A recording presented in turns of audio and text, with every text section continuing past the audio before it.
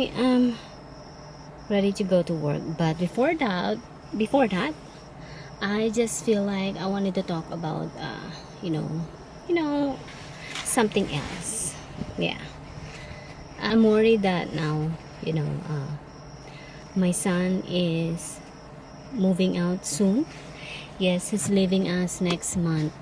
I can't believe this day would come too fast. Well, I know that, he's leaving us. I know that ever since before, but it just happened to me. I feel like it just happened too fast. Yes, I just still could not believe it's already there. So next month, I don't know what date we're going to drive. Yeah, everything is ready. His dorm will be ready. Yeah, he's going to college, and he's gonna start living on his own at the dorm first. Yes, he have to stay there. I told him you have to how do you call that, you just have to be patient, but one day you'll be out at the dorm and you're gonna be living in somewhere else apartment, not the dorm anymore. You would like it to live in your own apartment one day and not just a dorm. I know it will be hard to live at the dorm, but I think it's not that hard because I told him my experiences was way different than his. Me, I didn't have all those opportunity when I was younger. I didn't have like a dorm. My first apartment, no, not apartment. My first place to live before was like a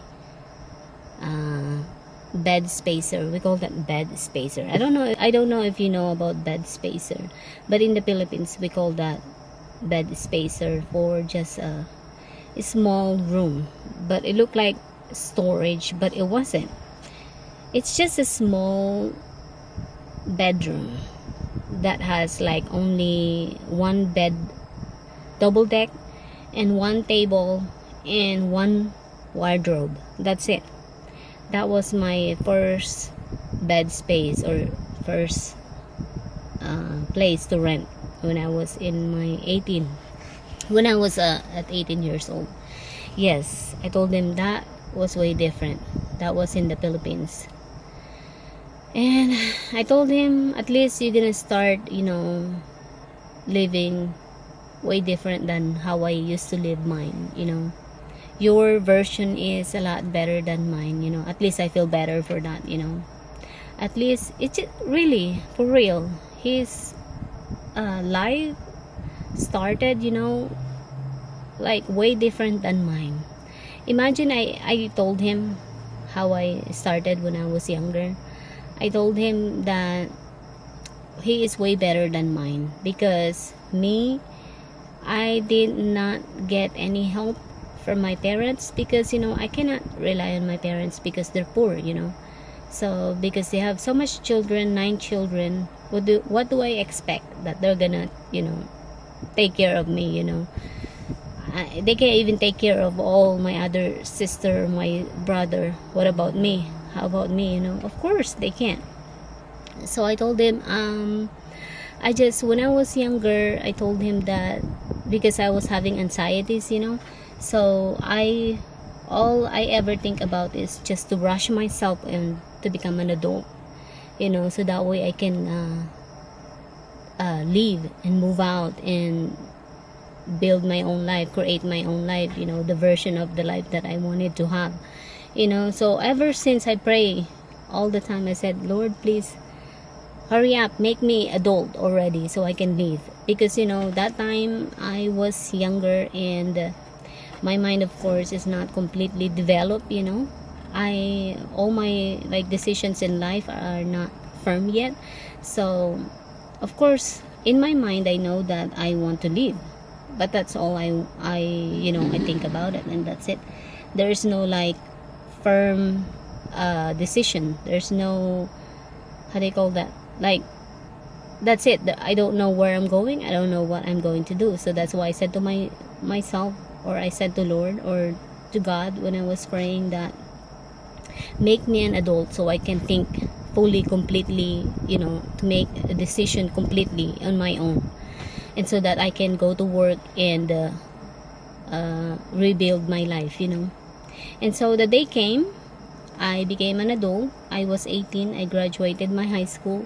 As soon as I graduated high school, I left. I went to Manila without having to have a money of my own. Like I said, I moved to Manila. I only have like 300 pesos on my pocket. 300 pesos was like only what? $1. 100 pesos is $2. So 2 for $6. That's all the money that I have in my pocket. So but then I was brave, because my mind is okay. I'm already 18, but it's still my decision is still not like firm. So I moved to Manila, or I still need more guidance at that age. I feel like it, but I managed to to survive on my own. So I went to Manila with only $3 or 6 or 300 pesos or $6 in my pocket. 300 pesos in my pocket. I went to Manila knowing that I don't know where to live, but in my mind I said, I'm going to another country. I'm going to work there so I can make more money. That's all I ever think about. So I went to Manila without knowing that I will need money to pay rent, because the agency will not allow me to sleep there or to be in that premises. She said that we are not allowed to stay there. So, but I begged her. I told her, please, I don't know where I'm going to sleep. I don't know where I'm going to stay. It would be dangerous for me to stay in the side of the street, mostly here in Manila. Please, I'm begging you, even if I have to sleep outside on the terrace or on top of the the building, let me sleep on the floor. And she said, okay, fine, I'll let you, but this is just temporary. Don't ever just stay here permanently. Of course I'm not. As soon as you get yourself ready, then you have to go. I said, okay, all right. So I slept on the floor, on the terrace, on the second floor or third floor of the building, using the cardboard. I lay that on the ground. But I used that as a motivation to get better. And I said to myself that I'm going to Korea. And I said to myself, Lord, please send me to Korea right away so I can make money. Now that I'm adult, I can do that. And there you go. Not even a week, I get the good news that I'm going to fly to Korea. And I was lucky because I was like, I don't have to pay for the visa. I don't have to pay for my plane ticket. They pay for that, everything. But the bad thing is, when I go to Korea, of course, I'm not gonna get a salary for 3 months. Can you believe that? I still need money, when I get to Korea. But I managed to survive again. And I said to my son that at least you don't have to go through all that, You're gonna live on your own. You're gonna start with money, because I taught him how to save money. So yes, ever since before, I showed him how to save money, and I showed him the how do you call that, the value of saving money. And I told him, this is the only thing that will help you. This is the only one that you can run to if you need help. If you have no one to run to with your life, well, of course you have us. But I'm saying that if you don't have your savings in your job, that's your money, that's the only one that you can run to if you don't have anyone that you can run to. And so he's gonna start to live on his own with money, of course. And of course we're gonna help him until he gets situated. But he's still gonna be a working student, even though he goes to live on his own, because his schedule is not gonna be like 5 days a week going to school.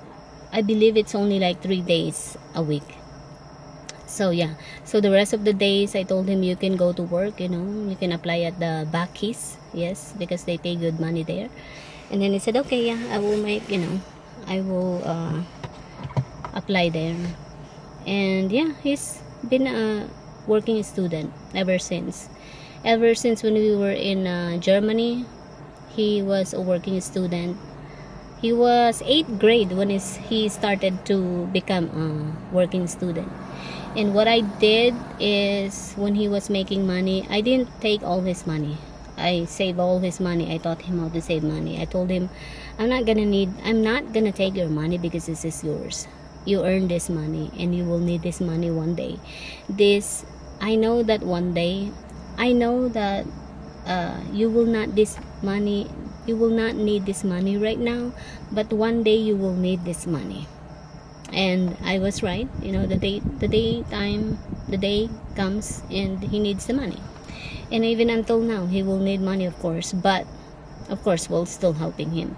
We're just helping him how to keep saving and saving while he's going to school and then working after, and then he still save money, so that way when he graduated his college, he still be able to live on his own, and then mostly financially on his own, capable to live on his own, and then he will be better, I guess. So that's what I told him. And I'm worried, of course. Every parent that loves their children will always be worried about their children's future, right? That's our worries and fears, like mine. How he gonna live, how he gonna survive, how he gonna manage to live on his own. But I just keep praying. I said to God that, God, watch over my kid, watch over him, whatever whatever he's doing every day at his life, going to work, coming home, driving every day. Please guide him in every decisions that he makes, and everything that he do in his life. Make him a strong person and make him a better person, and make him his mind and body strong to fight for living in this world. I know that sometimes life can be scary, but I told him you don't have to. And I always make sure that he makes feel that we're here, that we are ready to listen to him anytime if he needs someone to talk to. So that's it, you guys. I'm just gonna go to work now because I don't have any more time. God, it's so hot today. I think it's 100 degree. Okay, we'll talk to you again later. Bye.